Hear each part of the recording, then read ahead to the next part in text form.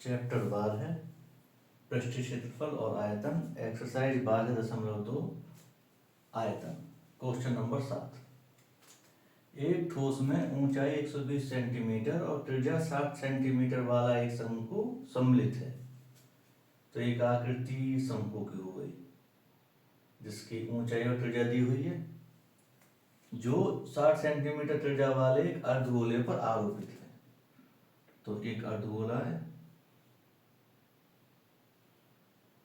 60 centimetre इसकी त्रिज्या है, इसके ऊपर आरोपित है यानी इसके ऊपर रखा हुआ एक शंकु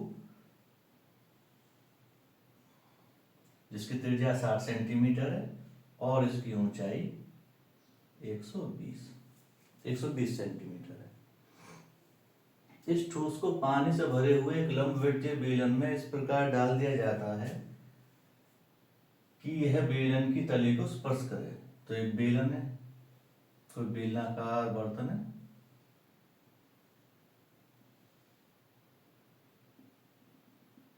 उसमें से उठाकर इस तरह डाल देते हैं कि इसकी तली को स्पर्श करे। इस बेलन की त्रिज्या 60 सेंटीमीटर और ऊंचाई 180 सेंटीमीटर है। इसे उठाकर इसमें डाल देते हैं। तो एक बार इसकी कुल ऊंचाई देखें, 120 सेंटीमीटर, तो ये यहां से यहां तक हो गई।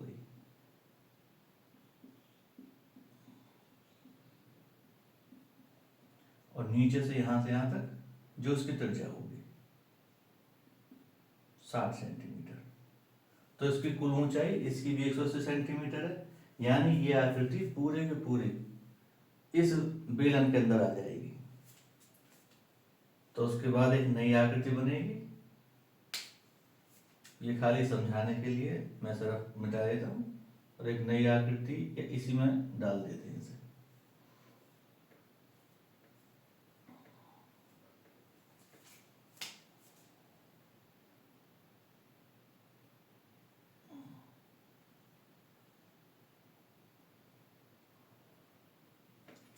यह गोला हो गया और इसके ऊपर शंकु जो कि वहां तक जाएगा।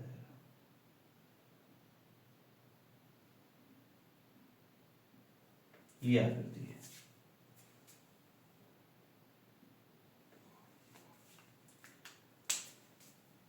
सीधा डाल दिया हमने, और ये पानी से भरा हुआ था।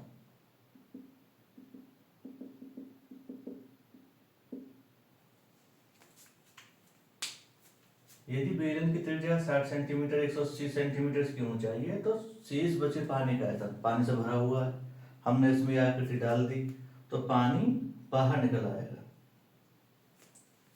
और जो शेष बचा पानी रह गया हमें उसका आयतन ज्ञात करना है। तो शेष बचे पानी का आयतन ज्ञात करने के लिए इसमें आकृति 3 आ रही हैं, एक बेलन, एक शंकु और एक अर्धगोला। शंकु और अर्धगोला एक आकृति बनी हुई है, तो हम इन दोनों का आयतन निकालेंगे एक साथ, या एक एक करके, पहले शंकु का फिर अर्धगोले का, या अर्धगोले का शंकु का, और उसके बाद या बेलन का आयतन निकालेंगे, चाहे पहले निकालें बाद में। कुल मिलाकर इन तीनों आकृतियों का आयतन निकालना है हमें, और बेलन के आयतन में से इन दोनों आकृतियों का आयतन माइनस कर देंगे, हम घटा देंगे, शेष बचे पानी का आयतन आ जाएगा। तो क्या काम करना है हमें? 3 काम करने अभी कम से कम निकालने के लिए। एक बेलन का आयतन,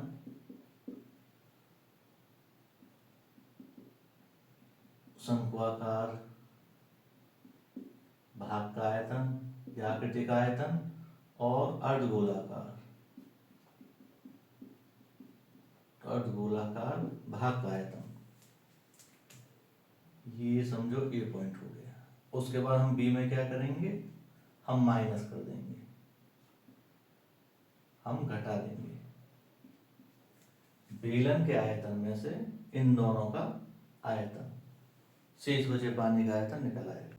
सबसे पहले इस ठोस का आयतन निकाल लेते हैं। ठोस जो अर्धगोले पर ये शंकु की आकृति रखी हुई है, इन दोनों का। तो शंक्वाकार भाग का निकालें पहले। शंक्वाकार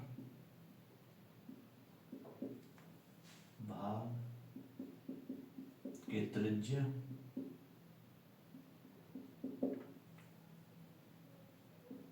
साठ सेंटीमीटर, ऊंचाई 120 सेंटीमीटर और आयतन इसका, शंकु का आयतन होता है 1/3 पाई आर स्क्वायर एच। तो 1/3 पाई 22/7, त्रिज्या 60 गुणा 60 और 120। अब इनके गुणा करेंगे, 60 ये कैंसिल हो जाएगा, फिर 120 की गुणा 60 से कट के जो आएगा उसके 22 से 7 से बहुत लंबी चौड़ी गुणा आएगी। तो हम एक काम करते हैं, क्योंकि पाई तीनों के आयतन में आएगा इसलिए पाई को हम 22/7 ना रखकर पाई ही रहने देते हैं, इससे गुणा काफ़ी आसान हो जाएगी। और पाई तो हम लास्ट में आंसर में ज़रूरत होगी तब भी हम गुणा कर सकते हैं 22/7 की। अब इसे काटें 20 बार और अब इन सब की गुणा करेंगे तो आंसर आएगा, ये आएगा 1,44,000 पाई। अब हम अर्धगोले का निकाल लेते हैं।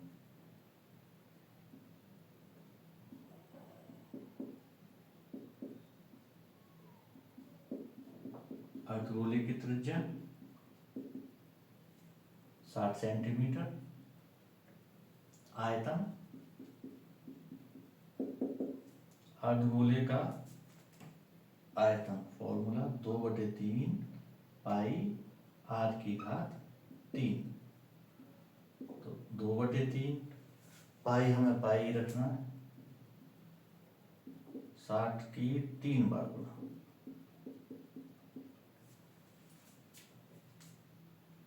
अब हम इसकी गुणा करेंगे, ये 2 बार कट जाएगा, 60 120 और ये कुछ इसी हिसाब से इतना ही आ जाएगा आंसर, 1,44,000 घन पाई घन सेंटीमीटर घन सेंटीमीटर। तो इस ठोस का आयतन आ गया। अब हमें इन दोनों का आयतन निकालना है बेलन के आयतन में से, फिर शेष बचे पानी का आयतन आ जाएगा। तो अभी बेलन का आयतन और निकालना है। अब बेलन के का आयतन निकालने के लिए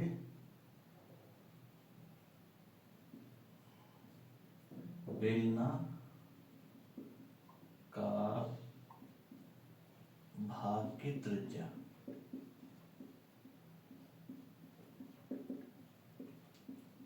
साठ सेंटीमीटर, ऊंचाई, ये ऊंचाई है बेलनाकार भाग की 180 सेंटीमीटर। आयतन निकाल लेते हैं, बेलन का आयतन या बेलनाकार भाग का आयतन, पाई आर स्क्वायर एच।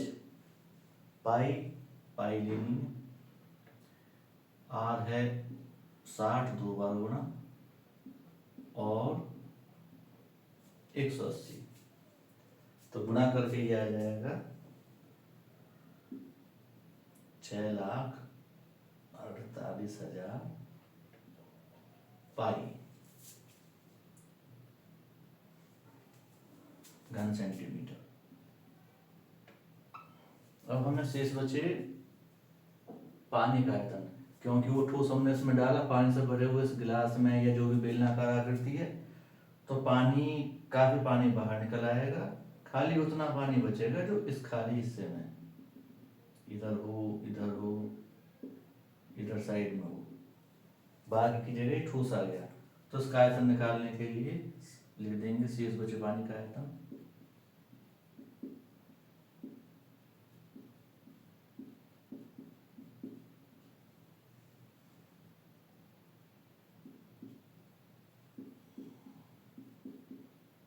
शेष बचे पानी का आयतन। तो बेलन के आयतन में से इन दोनों ठोस का आयतन माइनस कर देंगे,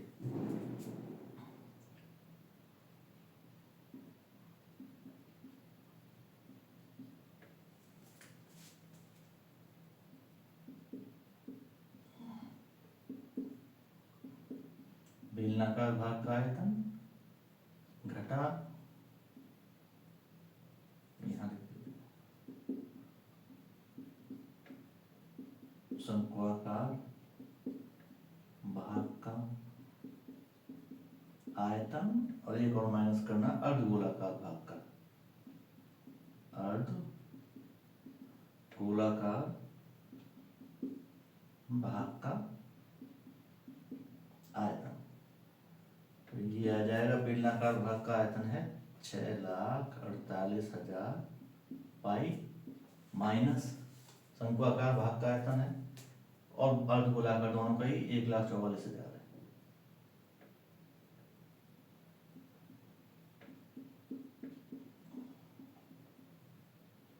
एक 1,44,000 पाई। अब हम इसे माइनस करेंगे तो ये आएगा